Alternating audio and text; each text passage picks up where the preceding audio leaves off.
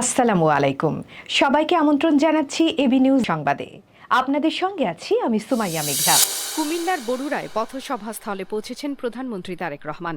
শনিবার বেলা 1:20 তিনি উপজেলার লক্ষ্মীপুর খেলার মাঠে পৌঁছান এবং মঞ্চে উঠে উপস্থিত জনতাকে হাত নেড়ে শুভেচ্ছা জানান। মাঠ জুড়ে জড়ো হওয়া হাজারো নেতাকর্মীও তাকে উচ্ছ্বাসের সঙ্গে অভ্যর্থনা জানান। এই মাঠে তারেক রহমান সর্বশেষ বক্তব্য দিয়েছিলেন প্রায় 24 বছর আগে। 2002 সালে বরুড়ার প্রয়াত সংসদ সদস্য AKM আবু তাহেরের আমন্ত্রণে তিনি এখানে জনসভায় অংশ নিয়েছিলেন। দীর্ঘদিন পর তাকে কাছ থেকে দেখতে এবং বক্তব্য শুনতে নেতাকর্মীদের মাঝে ছিল প্রবল উৎসাহ ও উদ্দীপনা। পথসভার সভাপতিত্ব করছেন গৃহায়ন ও গণপূর্ত মন্ত্রী এবং কুমিল্লা ৮ বরুড়া আসনের সংসদ সদস্য জাকারিয়া তাহের সুমন। এছাড়া কৃষি, মৎস্য ও প্রাণী সম্পদ মন্ত্রী আমিনুর রশিদ ইয়াসিন সহ স্থানীয় সংসদ সদস্যরাও উপস্থিত রয়েছেন। দেশের মানুষকে বলেছিলাম যে ইমাম সাহেব সহ যারা আছে তাদেরকে আমরা সম্মানের ব্যবস্থা করবো। শুরু হয়েছে, দেখেন আপনারাই করলেন, সফল হয়েছে। এরকম আরো কিছু কথা বলছিলাম। তার মানেটা দাঁড়ালো কে? তার মানেটা দাঁড়ালো বিএনপি জনগণের কাছে যেই ওয়াদা দেয়, বিএনপি সরকার পরিচালনার দায়িত্বে থাকলে সেই ওয়াদা বিএনপি পূরণ করে। আমি এখানে সেই 2001 সালের নির্বাচনে আমি বরুড়াবাসীর সামনে দাঁড়িয়ে বলেছিলাম যে বরুড়া আর আমার জেলা বগুড়া দুটো উচ্চারণ অনেক কাছাকাছি। আমি যেরকম আমার এলাকার উন্নয়ন দেখব, ইনশাল্লাহ আমি বরুড়ার বিষয়ে সহযোগিতা করব। কথা রেখেছিলাম আমরা সেই সময়। আপনাদের এখানে প্রচুর সেই সময় রাস্তাঘাট, স্কুল, কলেজ, ব্রিজ, কালভার্ট তৈরি হয়েছিল কিন্তু এলাকার মানুষের যোগাযোগের জন্য, সুবিধার জন্য। এখন প্রিয় ভাই বোনেরা, অন্যদিকে আসন্ন ঈদ উল আজহা উপলক্ষে নৌপথে যাত্রীদের নিরাপত্তা নিশ্চিত করতে কঠোর নির্দেশনা জারি করেছে নৌ পরিবহন মন্ত্রণালয়। এখন থেকে নদীপথে চলন্ত বা নোঙর করা কোনো লঞ্চে, নৌকা কিংবা ট্রলার থেকে সরাসরি যাত্রী ওঠানামা সম্পূর্ণ নিষিদ্ধ থাকবে।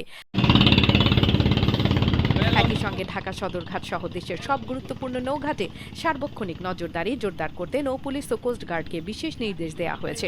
সম্প্রতি নৌ পরিবহন মন্ত্রণালয় সম্মেলন কক্ষে ঈদকে সামনে রেখে নিরাপদ ও সুশৃঙ্খল নৌ চলাচল নিশ্চিত করতে আয়োজিত প্রস্তুতিমূলক সভায় এসব সিদ্ধান্ত নেওয়া হয়।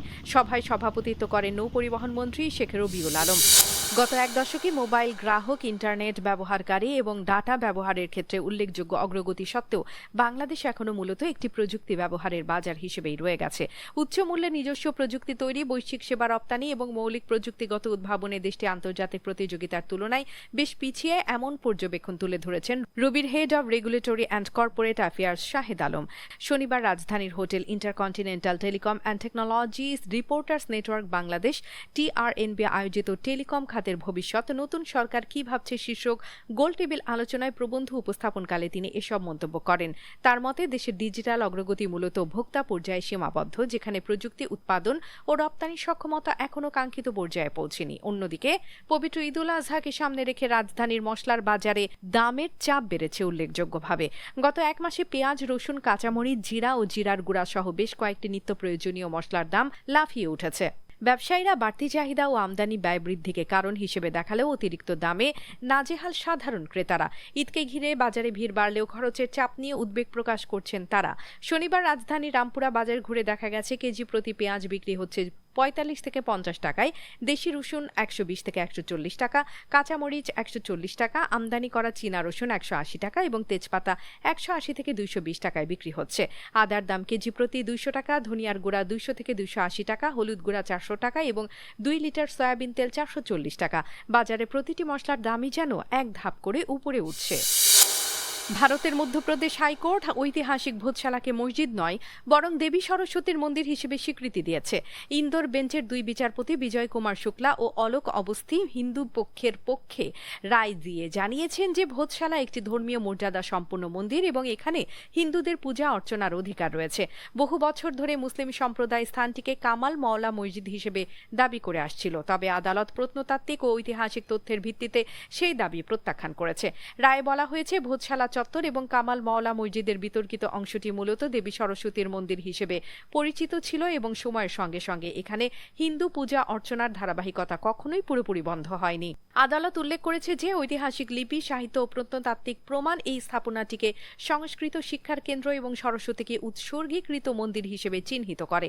হাইকোর্টের নির্দেশ অনুযায়ী ভূতশালা চত্বরের প্রশাসন ও ব্যবস্থাপনা এখন ভারতের পুরাতত্ত্ব সংরক্ষণ বিভাগ ASI পরিচালনা করবে। একই সঙ্গে মুসলিম পক্ষকে জানানো হয়েছে যে তারা চাইলে সরকারের কাছে মসজিদের জন্য বিকল্প জমি চাইতে পারে। আদালত আরও বলেছে, তীর্থযাত্রীদের মৌলিক সুবিধা নিশ্চিত করা, আইনশৃঙ্খলা বজায় রাখা এবং দেবীর পবিত্রতা রক্ষা করা সরকারের সাংবিধানিক দায়িত্ব।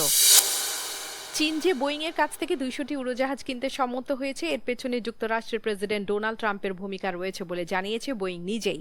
কোম্পানির বিবৃতিতে স্পষ্টভাবে উল্লেখ করা হয়েছে, ট্রাম্পের নেতৃত্বাধীন সরকারি সফরই এই বড় বাণিজ্যিক সাফল্যের পথ খুলে দিয়েছে। গত বুধবার 3 দিনের সরকারি সফরে চীন যান প্রেসিডেন্ট ট্রাম্প এবং শুক্রবার ওয়াশিংটনে ফেরেন। সফরের আগেই তিনি জানিয়েছিলেন চীনের প্রেসিডেন্ট শি জিনপিংকে বোয়িংয়ের উড়োজাহাজ কেনার সুপারিশ করবেন। তার নেতৃত্বাধীন প্রতিনিধি দলে ছিলেন মার্কিন সরকারি কর্মকর্তা, ব্যবসায়ী নেতাদের পাশাপাশি বোয়িংয়ের CEO কেলি ওর্ডবার্গও।